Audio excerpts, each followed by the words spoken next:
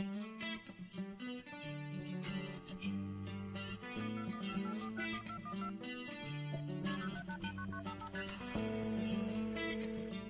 morning at the dome. The time will be 1, 2, 3, 4. Exactly.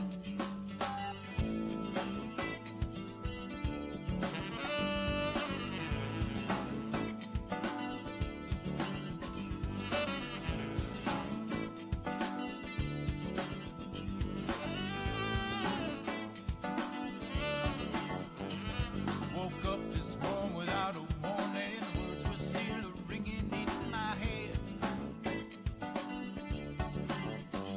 It came, it seemed within my dream. A gentle voice, and this is what it said. Stop now, you got to stop and listen to what I say. Stop and feel that you've been missing. Welcome to the 100th Monkey Radio with Tom and Ramon. We are recording this on July 21st of 2014. Yeah, ooh, almost said 2015. I'm jumping ahead. Although before we know it, we're going to be there. I mean, the way time has been flying. It's been pretty nice here this week, Ramon. Weather's been fairly pleasant, and we're still getting that bizarre marine layer. That's hanging around way longer than it should be in the middle of July. But besides that, it's actually been pretty nice. I managed to spend all day Saturday at the stove canning vegetables. So I got all my peas canned and canned a bunch of beets and actually started harvesting tomatoes finally. They're finally starting to get red, so good stuff. I love eating out of my garden. Yeah, absolutely love it. And I just want to throw one word out there for those who are concerned and maybe have known somebody or associated with that plane wreck or the one that was shot down over there in Ukraine. My heart goes out to the victims and families, and on another note along that line, God, I don't know, Ramon, this world is just getting crazy and crazy and crazier. When I look back at our history and the crap that our governments have done, and I made that plural because it's not just the United States. It's all over the thing. Yeah.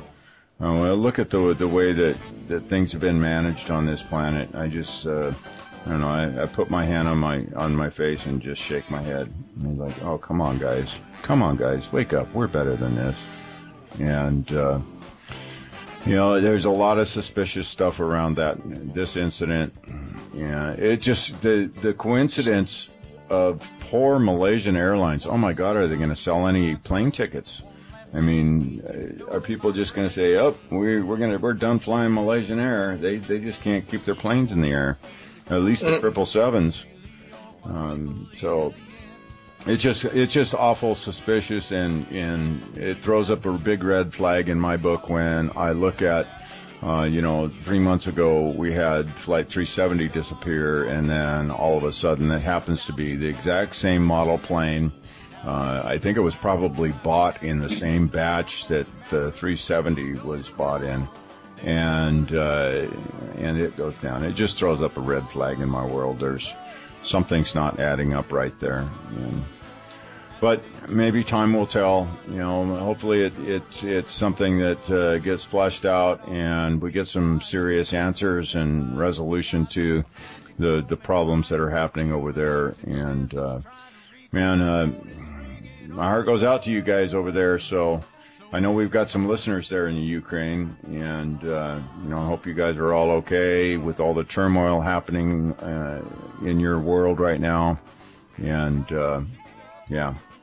enough said. Namaste, my friends. So. Yeah.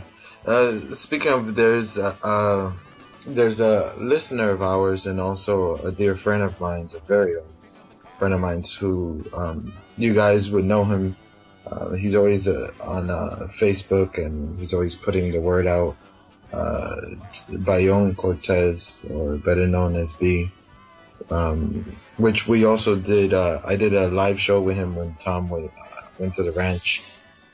He's in a coma. I'm not sure what's happening there, but please send your prayers out to him, especially those of you who are familiar with him on Facebook. Wow, what happened there? What put him in the coma? Do you know? No, we're not really sure what put him in the coma, and I've been trying to get information from the friends back home. And actually, who told me was Jesse. Jesse was like, "Oh, I know you're really good friends with B. I just heard he's in the coma." And I was like, "Why am I hearing this from him and not, Oh, really? you know?" Yeah, but you know, please send your prayers, and those of you who are healers, please send your healing energy towards him so he can wake up soon. And on a lighter note, so I recently, I'm sure some of you have seen this, heard of this, but I'm going to tell you to try this, especially for you ladies. So here's some natural hair product that will save you lots of money, and you'll see the huge difference in one day. Using baking soda and apple cider vinegar as your shampoo. Now, I know most of you are thinking, apple cider vinegar is going to leave my hair all stinky. No, it doesn't. It actually, the smell doesn't stay in. But the baking soda, what I did was I did like a 10% baking soda and the rest water.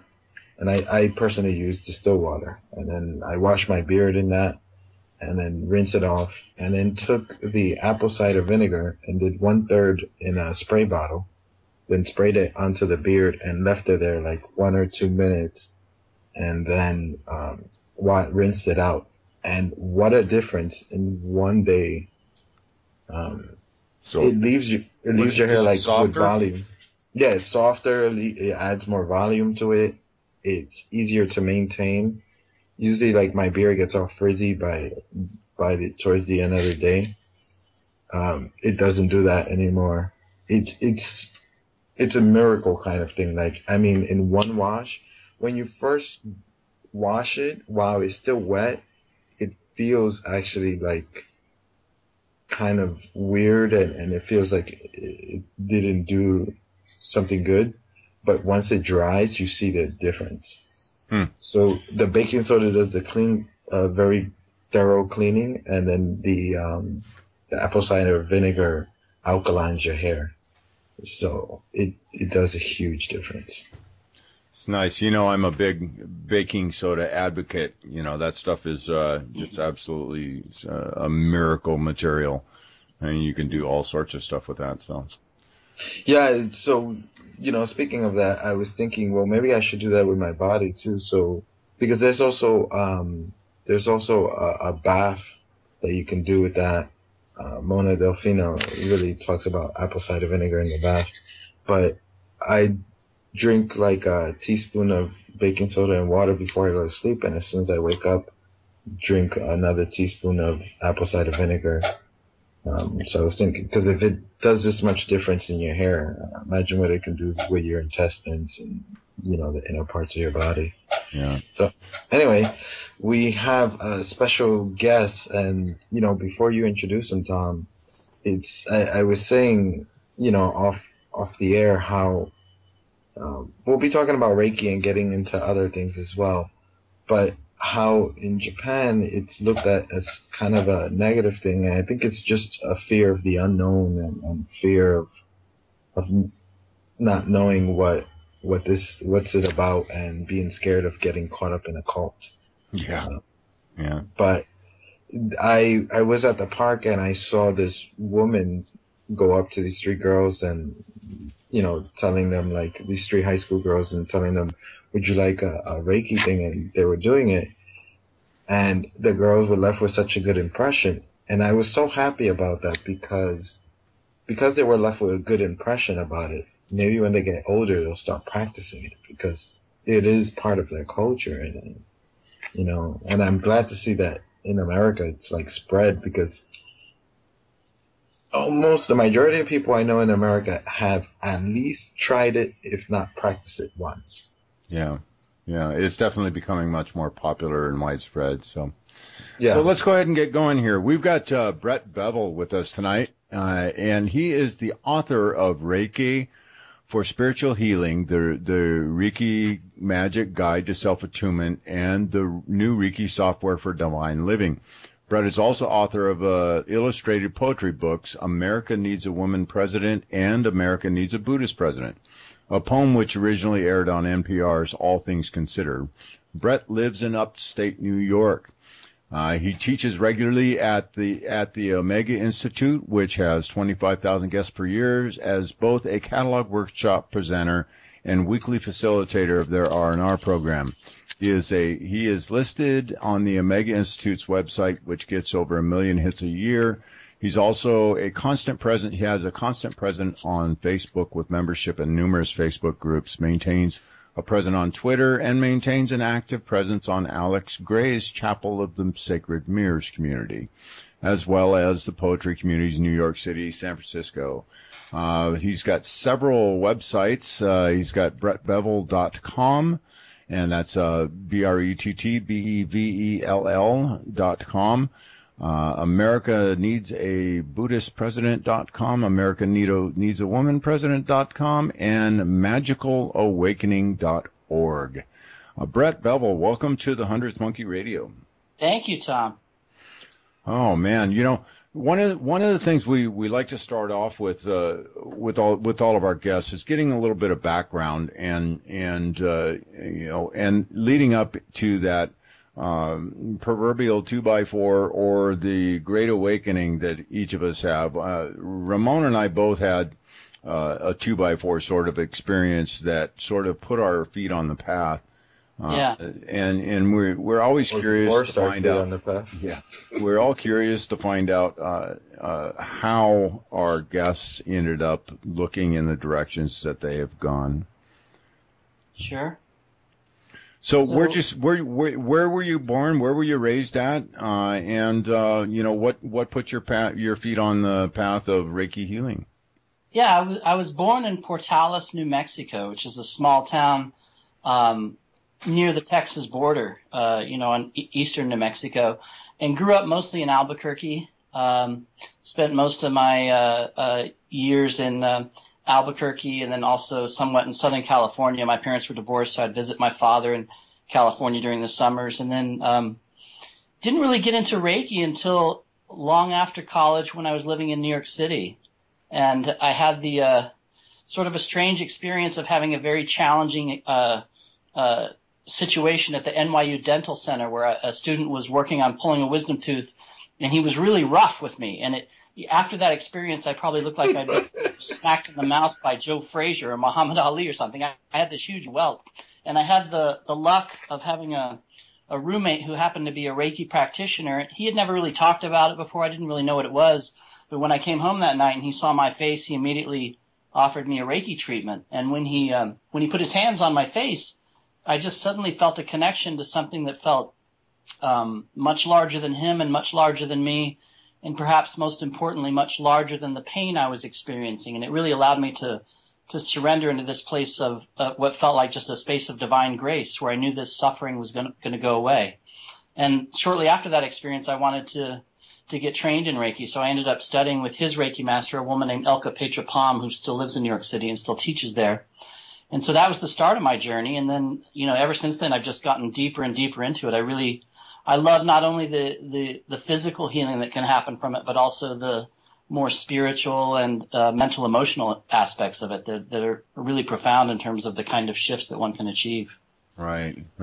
So where's Reiki from originally? I mean, we mentioned in the preamble there that it's originally from Japan, or at least the word is Japanese. Yeah. Is that where this practice actually originated? Yeah, so Reiki, at least in modern times, Reiki can be traced back to a Japanese man named Mika Asui, who lived in the late 1800s and early 1900s. And then it came to the United States shortly before World War II from a Japanese-American woman named Hawaii Takata, who was living in Hawaii but who studied Reiki in Japan and then brought it back to Hawaii. And then eventually she moved to San Francisco and taught 22 people to be Reiki masters. And then they taught more people, and it's kind of been growing exponentially ever since. The word Reiki actually can have two translations to it. The most popular translation is universal life force energy. But if you really look at the Japanese kanji, it could also be interpreted as divine life force energy. And that's actually the interpretation that resonates more deeply with me. I find that really interesting that she started off with training 22 students. Yeah. There's a very significant number right there. I mean, Yeah. If you understand numerology at all. Yeah, that's not a coincidence. Yeah, and one of the symbols too, the symbol for sending distant treatments. There's 21 strokes that are supposed to be in very specific lines and sequences. So yeah, that number's kind of found throughout Reiki in a number of ways. So, explain to me, or to me and our audience, what is Reiki exactly? I mean, we so many of us have heard the term and heard people and saw people doing it, but we don't really understand what's happening there. I mean, Right. What is it? What are we doing there? Yeah, so Reiki, for me, Reiki, the best way I like to explain it is, to me, it feels like an energetic embodiment of divine grace, that it really is this light. I mean, even Einstein would say that everything is made out of light. I mean, E equals MC squared. Everything's made out of light. So Reiki is basically just harnessing that light that is everywhere and in everything. And in traditional Reiki, you would receive something called an attunement, which is an initiation where sacred symbols are put into a person's crown chakra at the top of the head and also into their hands, which opens a person up to the flow of that energy, in a deeper way.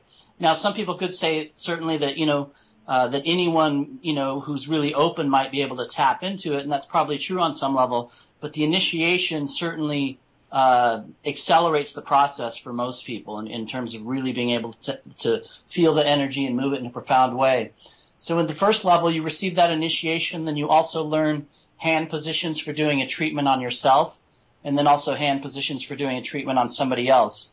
If you were to go deeper into the lineage, you receive a second degree initiation, so you receive another attunement, and then you would learn 3 symbols, one of which makes the energy flow stronger, a second of which allows you to focus it for mental, emotional healing, and then a third of which allows you to send it distantly through time and through space. And then in the tradition that I learned, the 3rd degree is the master level. So you receive another initiation and you learn 3 more symbols and how to use those symbols to initiate others. There are some schools that break that 3rd level up into 2 parts. So for them, it's a 4-degree system, but the essential teachings are the same, whether you learn it as a 3 or 4-degree system. So, with Reiki, is I know most people have some sort of a religious or philosophical views on what life is. What the hierarchical structure of how things are set up. We have all the major religions on the world, and then is there some sort of prerequisite that you found that people should have in their views about life, about God, about spirit, prior to being able to actually work with this energy? Really, I think the way I would look at it is that I think a lot of people who are spiritual are drawn to Reiki, but it doesn't really necessarily matter what your specific religious beliefs are. I've known some people who in their Reiki meditations see angels. Some people might see, Mother Mary or even Jesus. Other people might, get imagery that feels more Buddhist or more Hindu or even sometimes more Native American. So I've known people really from all walks who have been able to access the energy. So in teaching Reiki, we don't try to tell anybody what to believe in terms of what their spiritual path is. We just kind of open them to the idea that there is a higher power out there, and that really we kind of leave it up to the individual to decide what to call that and what path works for them. But we just try to hook them up with the energy. And for me, I really feel that the energy kind of speaks for itself and kind of transcends what could be considered dogma on some levels of the more sort of hardcore zealots in certain religious circles, if you know what I mean. Right.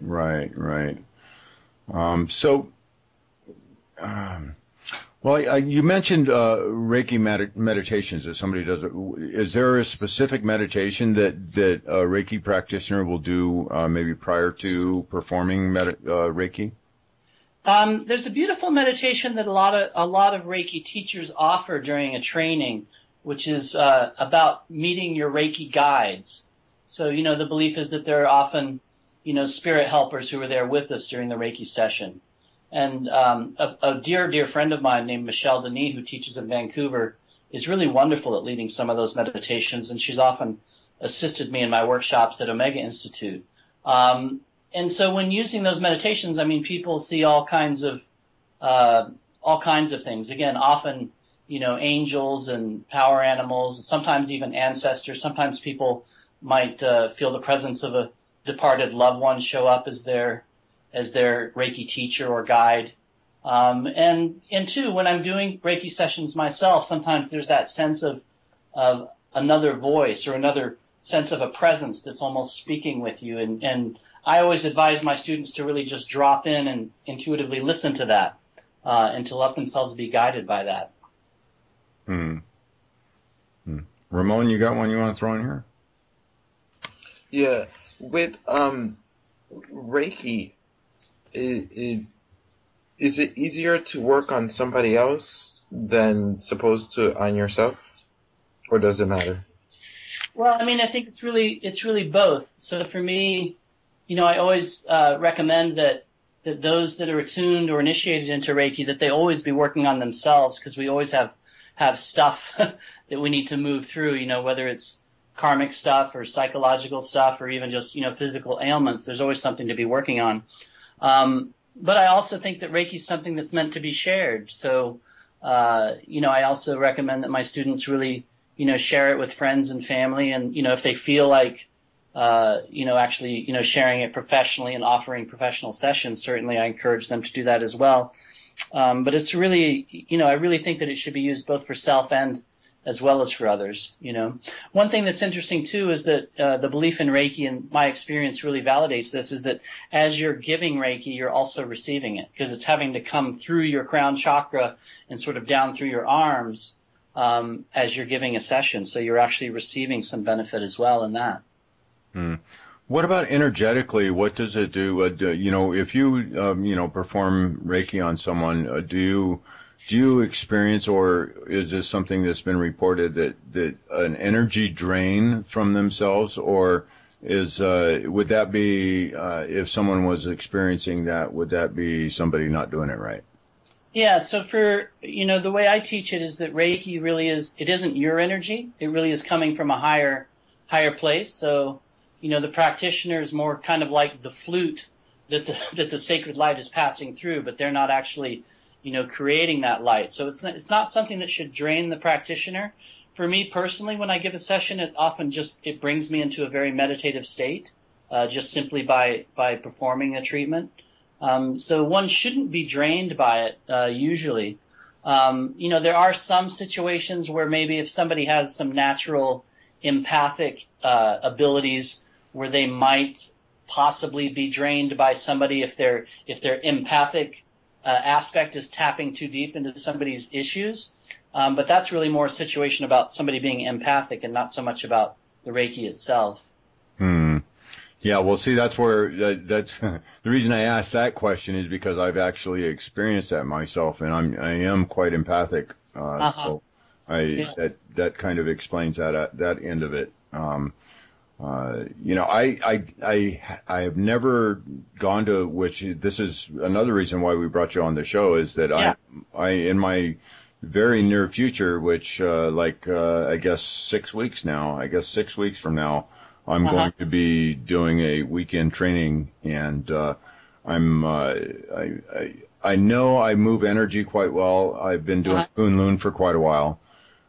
So it's a tangible, the energy, when I get a hold of it and start actually focusing and moving it, it's a tangible thing for me. So So I just figured it's time for me to take the next step here and be able to do something positive with my ability to tap into this energy. That's great. You're taking that. I'm excited for you. Yeah. So am I. It's I'm actually quite excited about it. Yeah. So let's say you have a client who's had some serious issues. Yeah. You know, let's say they come from a war-torn country and seen some horrible things. Sure. I've met some practitioners where they actually somewhat experience, or at least emotionally experience, what that person is going through emotionally. Does that happen to you, or are you able to shut that down completely? No, I mean, when I tend to be pretty psychic when I'm doing a session. I tend to be able to see and sense a lot of what's happening with the person, but I also try to allow myself mentally to just go into a place of neutrality so that I can witness what's happening without getting attached to it or hooked into it. So I think that gives me a certain sense of freedom when I'm doing a session. And certainly, just to kind of go back, I think, to original question in terms of the kind of healing that I've seen, in my own path, I had a very extremely sort of traumatic, childhood, and for many years was doing, the traditional route of therapy and that kind of thing. And it was helpful to some degree. But for me, the real shift has been ever since I embraced Reiki and other forms of energy healing in terms of really being able to release those deep wounds and those deep traumas. So, Reiki, if you use it on a consistent level, can really profoundly shift, not only physical ailments, but also psychological traumas as well.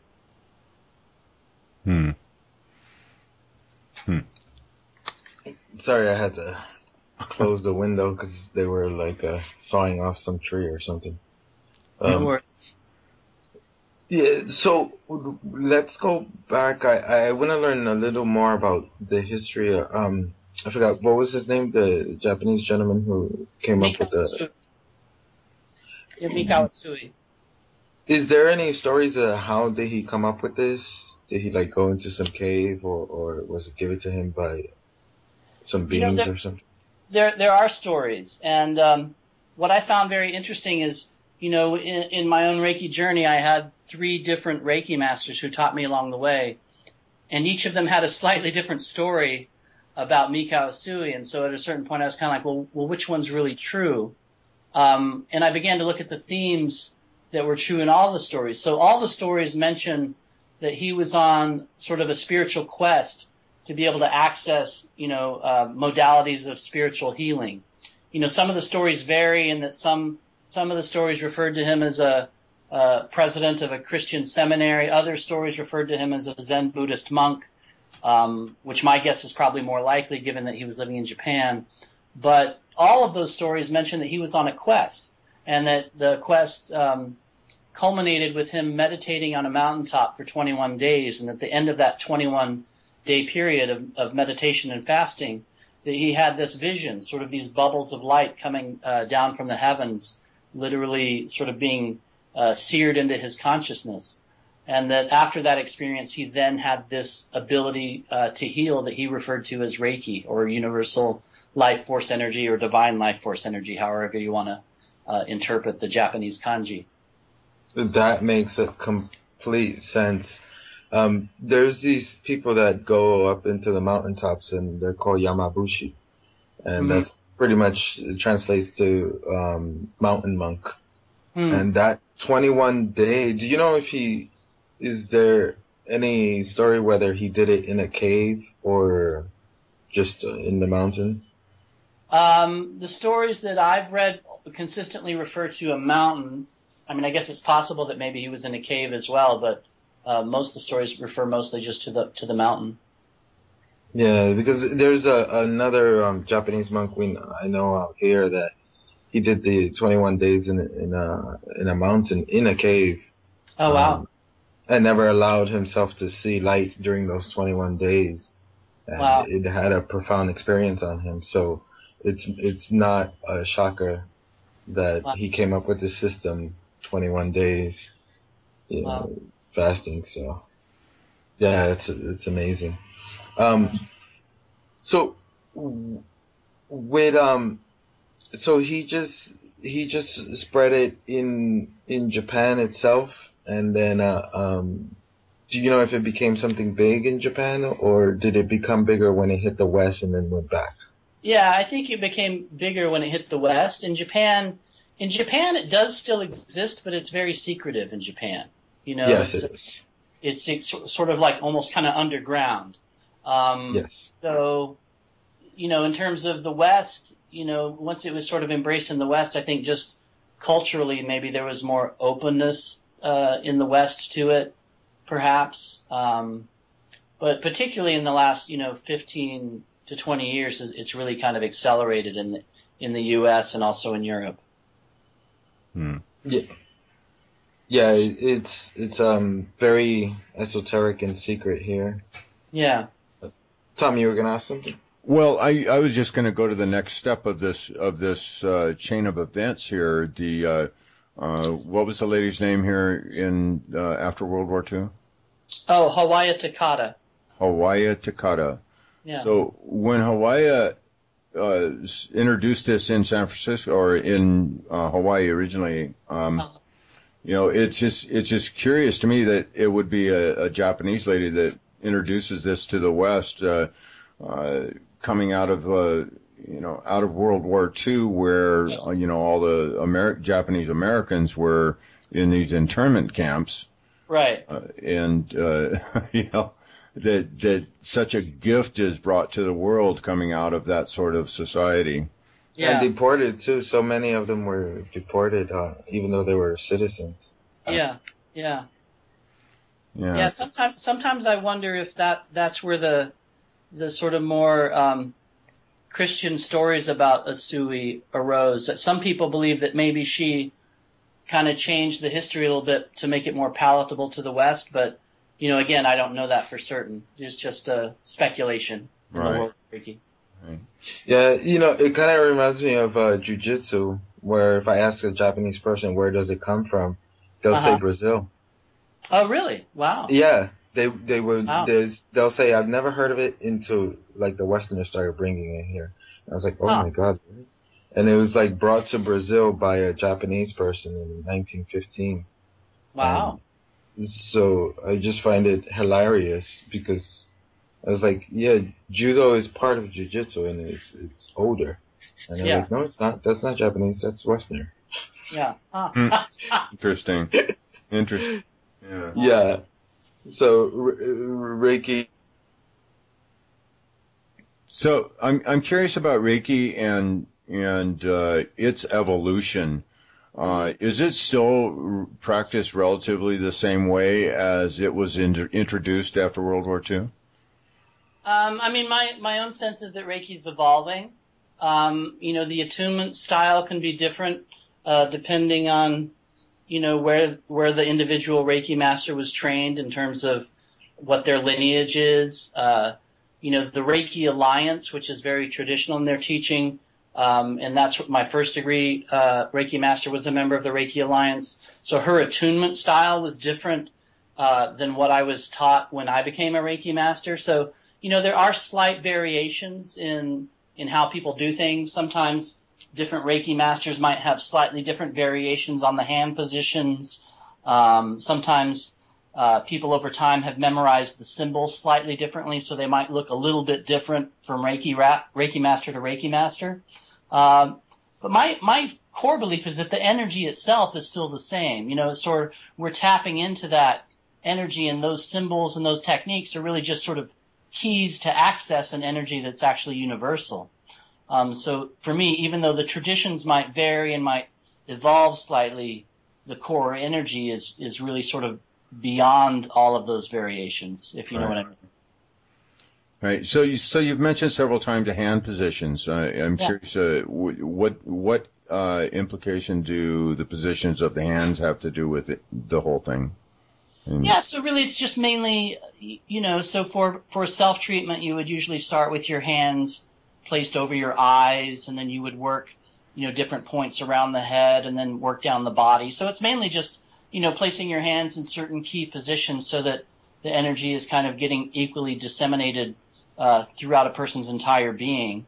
So that's the main, purpose of the hand possessions. Oh, so it's not like a mudra or something like that. No. It's really just where you're. It's just positioning on the body. Yeah. Ah, okay, gotcha. Yeah. What sensations do you experience when you're performing Reiki? Yeah, so for me, usually there's almost always a deep sense of peace, a deep sense of just sort of inner stillness. So I could even go into a session maybe feeling a little bit, not so peaceful inside, but once the session begins, as the energy is coming, through my crown chakra, down through my head and arms and through my hands, it just almost immediately brings me into this place of kind of a stillness, almost like I've been in a place of deep meditation, but it can happen, within a couple minutes and just really take me there. So for me, it's just really very beautiful and peaceful, very calming, What about the flow of the energy? Do you feel an actual movement of the energy through your body? I do feel a consistent flow of energy. I do when I teach, though, I try to really recommend that the students not get attached to the sensations of the flow, even though the flow can be very pleasant, and I certainly feel it very strongly when I'm doing sessions. My experience is that not everybody feels it, and then sometimes certain students might get worried that, it's not working or something. But my experience over the years, and I've been teaching Reiki since 1995, and my experience is that, the sensation of being able to feel the energy is really just another sense, just like eyesight or hearing or, the other senses we have. And some people have more developed eyesight, some people have more developed hearing, and I think some people have more developed sense of energetic kinesiology. So, what I advise people to do is to make a practice of it, and then to notice if there are significant changes that are happening in their life or in their body or in their psyche as they use it over time. Because I've known some healers who, even after they're initiated and then even after a few years, who still don't actually feel the energy. Now that's rare. Most people will feel it, but there are some few who won't. So I always advise the students to not get too attached to the sensations and to really pay attention more to the actual benefits that happen when they use it as a daily practice. Right. So, what about those those beneficial side effects, or those things that you will benefit from as a practitioner? I mean, without intentionally, focusing on self while you're doing this stuff, you're focusing on others. What sort of benefits have you noted in your own life out of being a practitioner? Yeah, so again, from my own life, I've benefited quite extensively. I would say most of it being sort of release of a emotional trauma, but I do have a very interesting story that I'll share with you. In the early 1990s, before I was a Reiki master, but I was already practicing second degree Reiki. I was having these pains at the base of my skull, kind of like these slight headaches, and I was doing Reiki on it, and I was also doing some other energetic techniques. And the information that kept coming to me was that there was an aneurysm there that was kind of like in a critical stage. And I just kept doing Reiki over and over and over. The headaches went away, and it finally got to a point where I had totally forgotten about this. And then years later, in San Francisco, I was getting a psychic reading from this guy who I still get readings from to this day. And I didn't mention this to him at all. And while he's doing the reading, he just casually mentioned, he goes, that aneurysm that was in your field, you've totally moved it out now, so you don't have to worry about it anymore.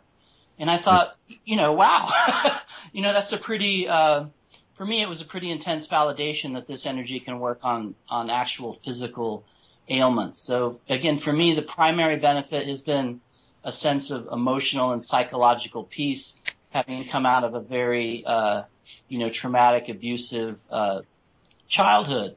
So for me, that's the biggest benefit that I've received emotionally. But, there are physical benefits. I also know, again, my dear friend Michelle Denis, who teaches in Vancouver. I know she's had, there's a woman who she was working on a regular basis who had a pretty intense case of cancer in the thyroid. And Michelle was working on her consistently over a period of months. Now, the woman was also doing other things. So she was changing her diet and, seeing acupuncturists and doing other things to supplement her health. But after a period of time, the cancer went into complete remission. Now, my belief is that Reiki was probably part of that equation. I don't want to credit it entirely, but I'm sure that it was part of the overall gestalt of what she was doing to heal herself. So there are certainly stories of people receiving benefit from Reiki. And, this may sound kind of amusing too, but there's also a lot of stories out there of people doing Reiki on inanimate objects, often having to do with electronics, where the device will maybe be a little bit out of whack, and then somebody does a session on it, and then it comes back into alignment. So, even your computer or your car battery can sometimes benefit from Reiki. I was going to say, I do that to my computer quite often, actually. Okay. Yeah. Come on, baby, you can work now. Hey, rubbing my hand, waving my hand over it and focusing the energy, and I'm doing it right this moment, and I'm one of those, I guess, lucky one that can actually feel energy flowing in my body. Yeah. And so I can feel it going in, and that's I guess that's one of the fringe benefits that I've noted in my own life as I continue on my path, and as I learn more, the experiences that I've had with the different energies that I've worked with. I don't know. It's hard to describe, but what a blessing to be able to feel those things and to know that energy is there and that energy is actually flowing. Yeah. When I get close, if I had, when I walk by a house, if I'm walking down the alley and walk by a house, and if they have their fuse box on the back of the house, I can feel that. Yeah, yeah. And it's like, it's weird. Wow. I love it. Yeah. So it's interesting at times, but also at times, I have to be a little cautious on how much I open things up. Yeah, sure. But I wonder if people would practice on their garden, like the benefits they would see from that. Absolutely. Yeah. One thing I've kind of considered myself to be something kind of like a Reiki mad scientist. Like, I've done a lot of different experiments that are kind of outside the box of traditional Reiki. Right. And something that I did practice with for a while was actually attuning water to Reiki, and then putting flowers in a vase that, where the flowers were sort of like almost dead, and put them in a vase that had Reiki water in it, and not only having the flowers kind of like come back to life, but then hold for a really long period of time. So, one thing that I actually write about in my first book, The Reiki Magic Guide to Self-Attunement, is I think, I kind of wish that science would actually study this more, because I think there would actually be a benefit to this in terms of agriculture if they were able to use Reiki in that way to bless and attune the irrigation water and see how that affects the crops. With crops and stuff like that, I know that if you take a seed when you're planting, if you take a seed and just pop it in your mouth before you plant it, the nutrients that plant grows are kind of like tailor-made for your physiology. Wow. It's amazing the way that the seed will pick up your energy, especially if you pop it in your mouth. That's wild. It's definitely amazing. But they're I can't remember who it was. Ramon, who was that we talked to about that? Do you remember? No, me and you were talking about it because I started using the urine in my plants. We talked to one of the guests we had on, or the one that brought that up. and he quoted some study that had been done somewhere. Anyways, Wow. I don't remember. Yeah, I don't either. So, one thing, I've heard people talk about in relation to Reiki is blockages and clearing blockages and helping, as that being one of the big things that Reiki is really good for clearing and realigning the energetic body of a person. Yeah. Can you expand on that a little bit? Yeah. So, I mean, certainly flowing Reiki into the chakras and also into the meridians, you can certainly sense if there's some energetic blockages there, and often, if you really think about it, those energetic blockages, if left unattended, that's what eventually is going to create a situation of physical disease in somebody's body. So if you can, kind of keep up the energetic maintenance and make sure those channels are clear, that's what keeps us alive and functioning well, when the energy can flow and move, and express itself fully. So Reiki is really lovely for being able to clear the meridians, clear the energetic body. I often, especially there's some techniques in my most recent book, New Reiki Software for Divine Living, where, I'll talk people through a progression of clearing the mental body, clearing the emotional body, running Reiki through the meridians, through the chakras.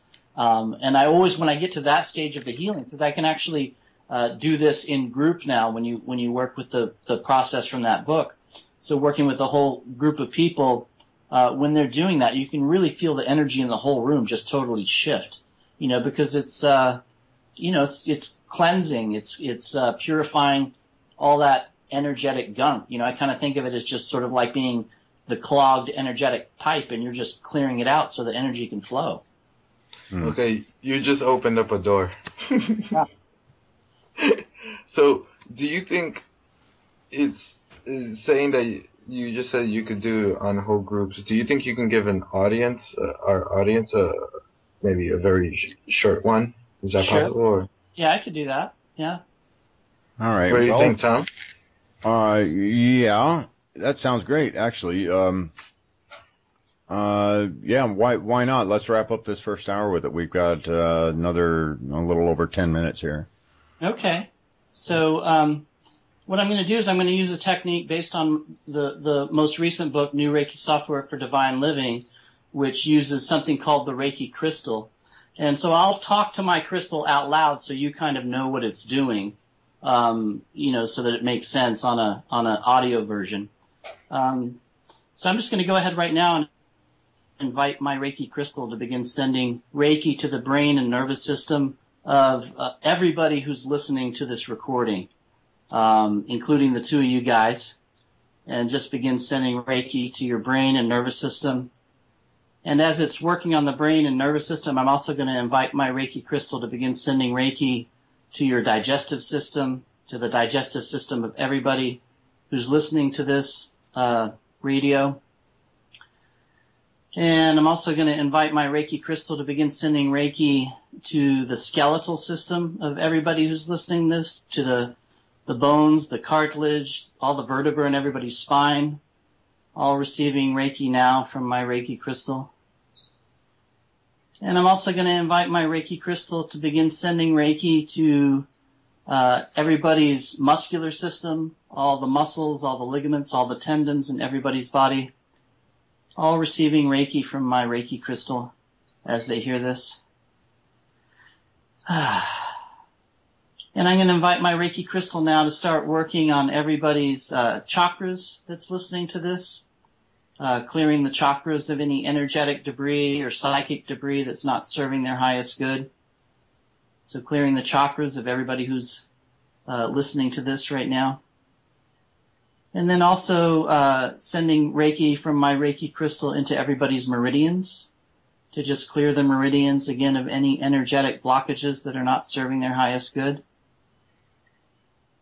And also I want to invite my Reiki crystal to just bring everybody into a Reiki meditation for deep stillness and deep inner peace. So everybody who's listening to this audio can come into a place of stillness and peace through a Reiki meditation manifested by this crystal. And I would like to ask my Reiki crystal as well to manifest around everybody something I call a Reiki sphere of divine grace, which is like a huge bubble or a huge egg completely filled with light, totally surrounding each individual who's listening to this. And then from here, I'd like to invite my Reiki crystal to send Reiki to everybody's mental body who's listening to this, just clearing their mental body again of any mental patterns that aren't serving their highest good. And then also sending Reiki from my Reiki crystal to everybody's emotional body who's listening to this.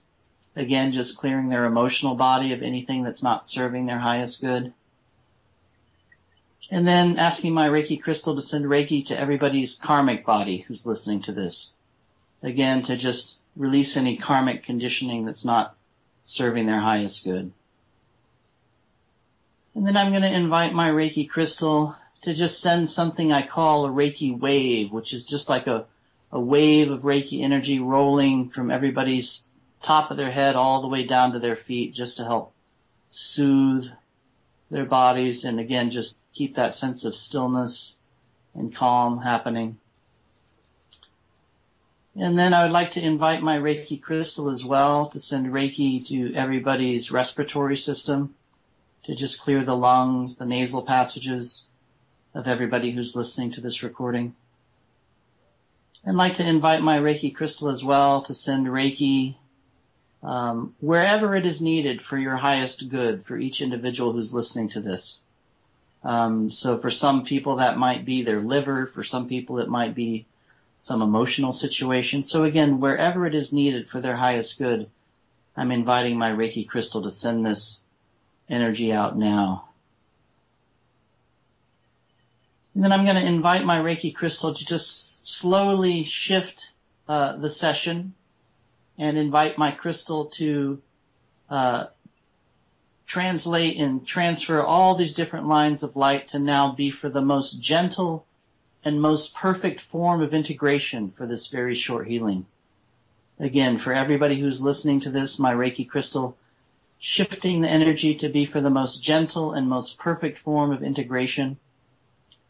And for those of you listening to this, sometimes when the energy moves towards integration, for some people they may start to experience it as feeling a little more heavy or a little more dense.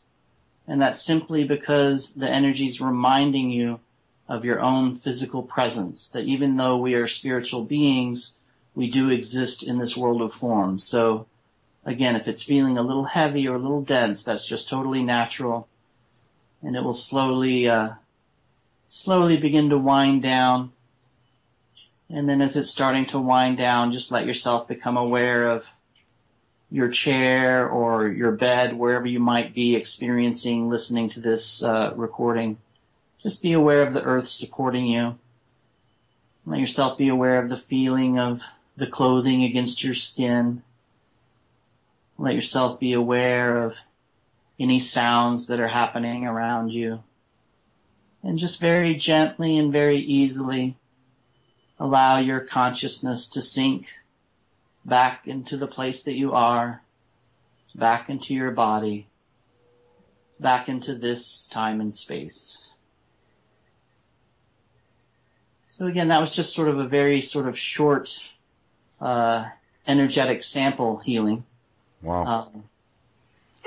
Immediately, my crown chakra started tingling.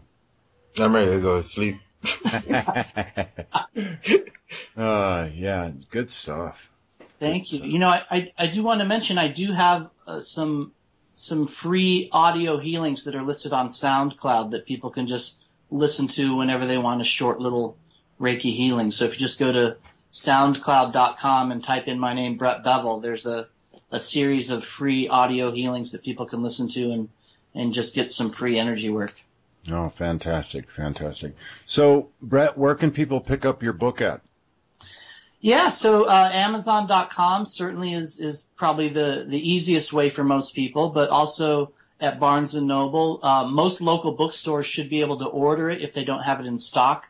It is carried by, the major book distributors. So, again, if you want to order online at Amazon or Barnes & Noble, or if you want to support your local bookstore, you can just ask them to order it. And so it's New Reiki Software for Divine Living, and the publisher is Ayni Books, AYNI Books. Cool. And your primary website is the BrettBeville.com website? Yeah, the BrettBeville.com. And I'm actually starting to let go of some of those other domain names. So the website still exists as one sort of complete manifestation of several different sites. But I recently I noticed when I was looking at the Google Analytics that most of the traffic was coming in through BrettBeville.com. So I've actually recently let go of the AmericaNeedsABuddhistPresident.com domain name. No wonder that page didn't pop up when I tried to get there. Yeah. All right. Well, good stuff. Good stuff. Okay, guys. So we are going to head on out of here into the second hour. If you happen to be listening to this on one of those other venues out there, the YouTubes or the Vimos or the iTunes or wherever, and you want to check out Hour 2, then I would suggest you pop on over to the hundredthmonkeyradio.com, and you can find all the information right there. So, oh wow. I'm actually feeling really good right now after that short energetic boost there. Cool. Good stuff. All right, guys, we'll see you in the second hour. Condemnation without investigation is the height of ignorance. The love you denies, the love you denies the pain you carry. Namaste, my friend. Stop and feel that you've been missing along the way. Put aside your petty fight, serve your dignity. You've got to show the heart that you've been hiding and set it free. There's just one door, the world gone wrong. We all need love, and if the cure for one is the cure for us all, there's an urgent message trying to reach you. It serves yourself and pick up the call. You gotta pick up the call. It came the same way the very next day. The words they just kept on coming through. Hard to conceive if you believe me. This is what you really want to do. You got to tune into your inner being. Now let it be. You got to activate your inner vision. Now let it see. There's a doubt, the mindless chatter. Now let it go. It's time to tap into the heart of matter. Cause don't you know there's just one cure in a world gone wrong. We all need loving. And if the cure for one is the cure for all, step right up and don't be shy. Excuse yourself and pick up the call. Pick up the call. You gotta pick up the call. Pick up the call.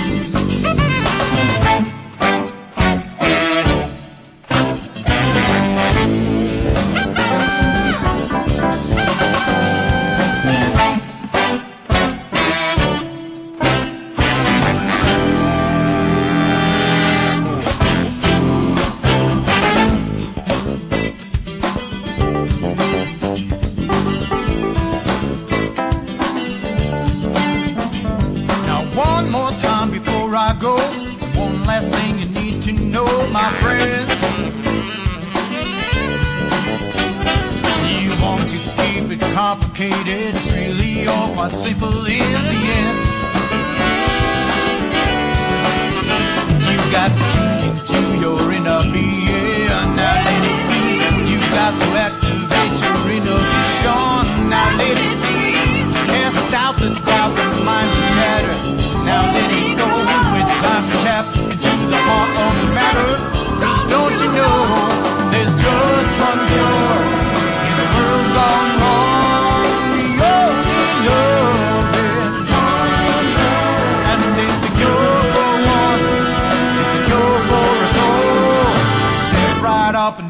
shy. Got to look yourself right in the eye. There's a magic moment trying to meet you, an urgent message trying to reach you. The phone is ringing off the wall, so pick up the call. You gotta pick up the call. Pick it up, pick it up, pick it up, pick up the call.